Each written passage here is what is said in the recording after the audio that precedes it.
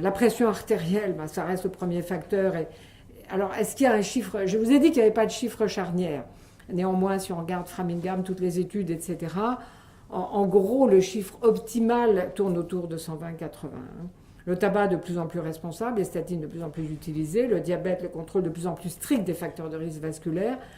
L'aspirine reste le premier choix en prévention primaire. En prévention primaire, il n'y en a pas d'autres. Et en secondaire, pour moi, ça reste le premier choix. Aspirine, clopidogrel, attention, dangereux dans les maladies des petites artères. Pas de preuve de supériorité, soit par rapport à l'aspirine seule, soit par rapport au clopidogrel.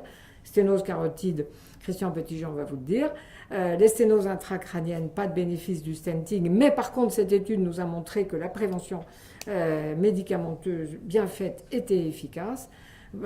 Donc fibrillation atriale, pour la prévention des infarctus cérébraux par embolie d'origine cardiaque, c'est nouveau anticoagulant ou AVK selon les circonstances. L'ulcération. J'insiste beaucoup quand il y a ce type d'image, même pour des sténoses modérées, sur l'indication chirurgicale. Ça montre que la plaque est très instable. C'est l'espèce d'ulcération que vous avez vue tout à l'heure dans le risque embolique. Et vous voyez, dans l'étude NACET, ils ont évalué l'ensemble du risque de récidive pour les sténoses supérieures à 70%, non ulcérées. Vous voyez, c'était de l'ordre de 20% à 2 ans.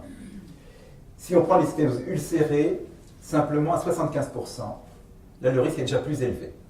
À 85%, il passe à près de 50% à 2 ans. Et si vous prenez les sténoses hyperserrées, ulcérées, 3 malades sur 4 sont hémiplégiques dans les 2 ans. Donc c'est un critère d'indication supplémentaire, non pas pour les sténoses serrées, mais pour les sténoses modérées.